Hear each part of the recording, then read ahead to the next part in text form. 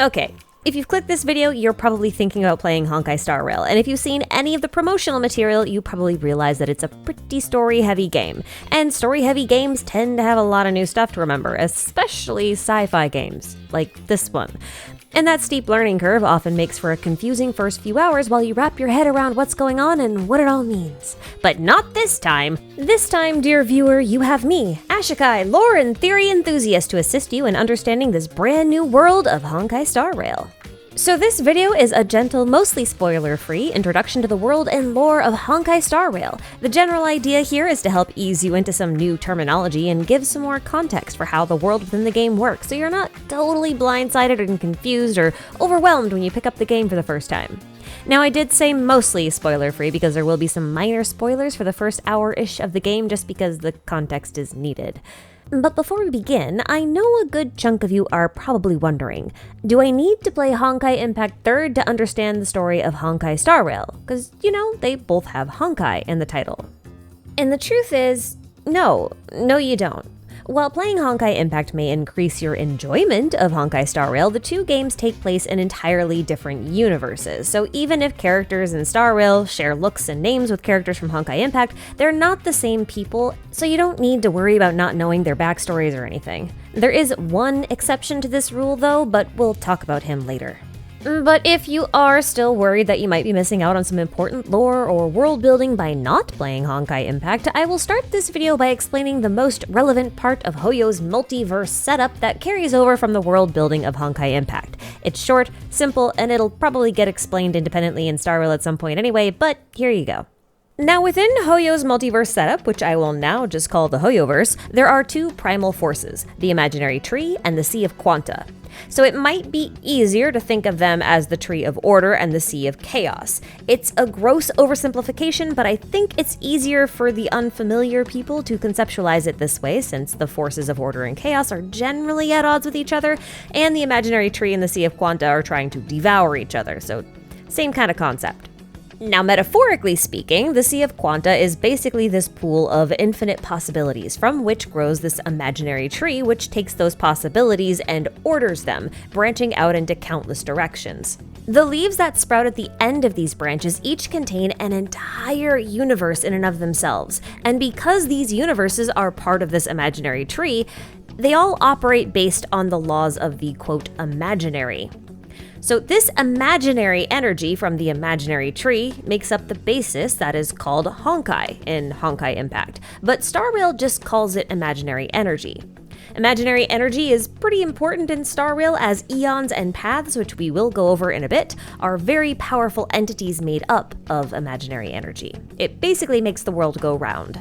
Regardless of how it manifests, though, imaginary energy is likely the reason why Honkai Impact and Honkai Star Rail share the Honkai in their names.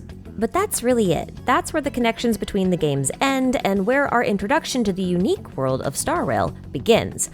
But if you're still worried you're missing out on something, I will leave a link to IslandXD's guide to Honkai Impact for Star Rail players. Now, let's set all that Impact talk aside and get familiar with the world of Star Rail. Let's start by talking about paths. Star Rail's universe is focused on this concept of paths, and those who walk a path are known as path striders. Paths are basically philosophical ideas given some kind of metaphysical form through the accumulation of imaginary energy, which makes them incredibly powerful forces.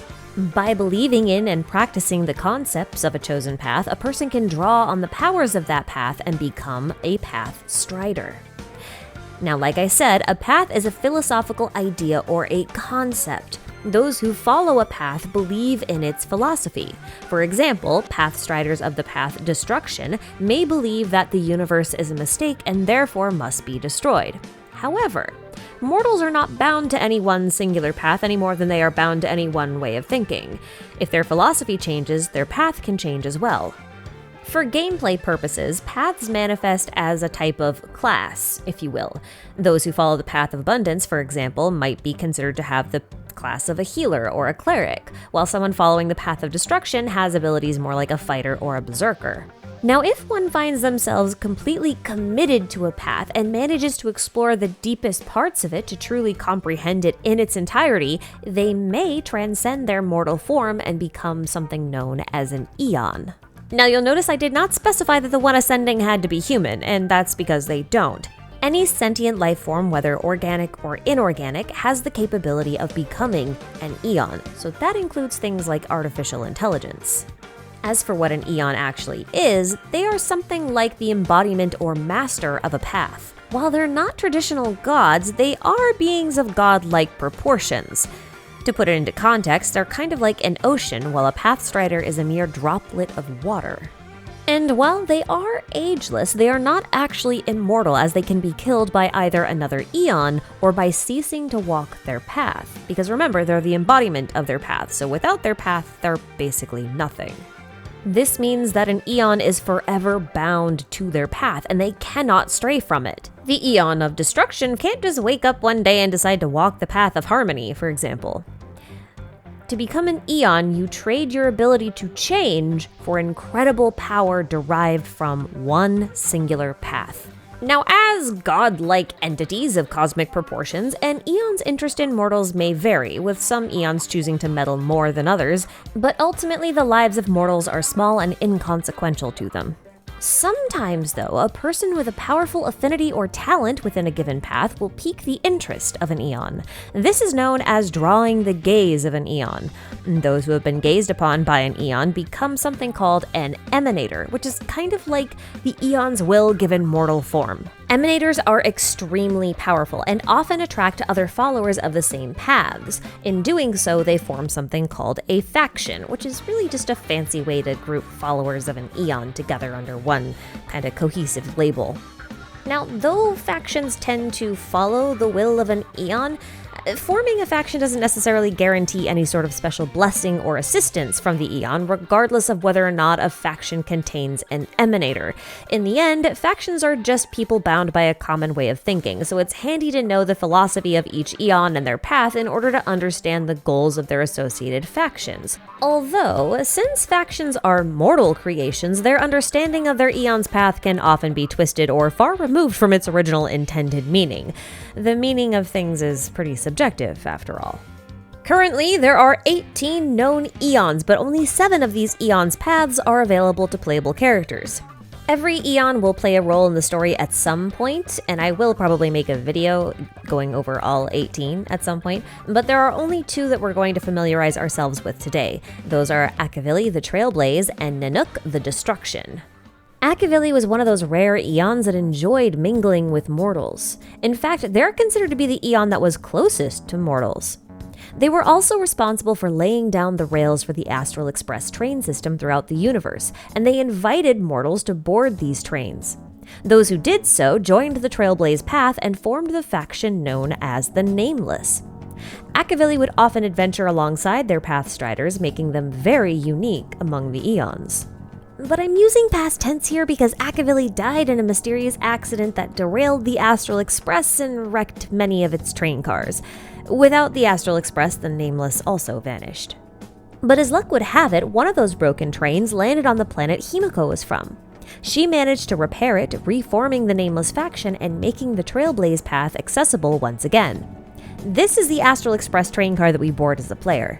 Now, rumor has it that Akavili's heart is in the core that powers the Astral Express, and that's what allows the train to travel across the galaxy, but there's no evidence to support that claim. But there must be some level of truth to the nature of the core of the train, if only because without the power of an Aeon, travel via the Express would be difficult for just a normal Pathstrider. Unlike the free-spirited and benevolent Akavili, the Aeon of Destruction, known by the name Nanook, believes that the birth of the universe was a mistake and desires the destruction of all civilizations. Their followers are known as the Antimatter Legion, or just the Legion, and actively attack civilizations with the goal of total annihilation. Nanook is the one responsible for the distribution of Stellarons throughout the universe, and Stellarons play a huge motivating role in Star Rail's story. So while we don't really understand Nanook's motivations beyond destroy everything, he is a key Aeon to pay attention to because of his connection to the Stellarons. So what is a Stellaron? Well, a Stellaron is widely believed to be a seed of destruction created and distributed by Nanook the Destruction. They're also called the Cancer of all worlds. These seeds fracture reality and spawn rifts that lead to interdimensional spaces called fragmentums, and those attract monsters, so you can see why that would be problematic. The genius Herta claims that Stellarons are actually a type of life form, since they do appear to have some sentience and have been known to communicate with those of a certain aptitude. She also claims that Stellarons can tether themselves to an Aeon's path, and that they are capable of responding to the cumulative desires of a world or planet that it happens to find itself on. In certain circumstances, it can even fulfill those desires, but that comes at a cost. Stellarons are the seeds of Nanook, after all, and even if they can perform miracles, they ultimately bring disasters. Now, within the first hour or so of the game, we, the player, and the crew of the Astral Express will learn that the Trailblazer has a Stellaron inside of their body, of all places. This is highly unusual, and while it seems to be pretty stable in there, it's too risky for the Trailblazer to stay in any one place for too long. If the Stellaron becomes unstable for any reason, they could bring destruction to any ship, space station, or planet that they happen to be on. Luckily, the Nameless aboard the Astral Express are quite experienced in dealing with the Stellaron, since simply having an unstable Stellaron within range of the train tracks can cause the train to come to a complete stop, and it won't move again until the offending Stellaron has been neutralized. But as long as the Stellaron inside the Trailblazer's body is stable, the Astral Express can move unimpeded. If it becomes unstable, though, well, there are at least people around who can deal with it right away. All in all, the Astral Express is the safest place for the Trailblazer to be. I've mentioned the Nameless faction quite a bit, but I haven't really talked about them individually, so let me rectify this now, because as members of this faction ourselves, we'll be spending a lot of time with them. To start, we have the elegant scientist Himiko, also known as the one who found and repaired the Astral Express, and that kinda makes her the boss. She might also look pretty laid back, but Welt says she's extremely driven and may be chasing a very big but unknown dream. Now, she does share looks and name with a popular character from Honkai Impact, but it's very important to note that they are not the same person. Next, we have Dan Heng, who's level-headed and clever. He boarded the train to escape a past that he doesn't like to talk about, and he kind of functions as the train's guardian. He says he's running from something or someone, but he can't quite seem to remember what or who it was, so he's never stayed in one place for too long until he came aboard the Astral Express. Like Dan Heng, March 7th has a bit of a foggy past. She was found by the Nameless floating through space inside of a big chunk of weird magic ice. She doesn't remember anything about her past, so they just named her after the day that they found her, which was March 7th. She's excitable, carefree, and at times a little bit careless, but you can always count on her for optimism and her trusty camera.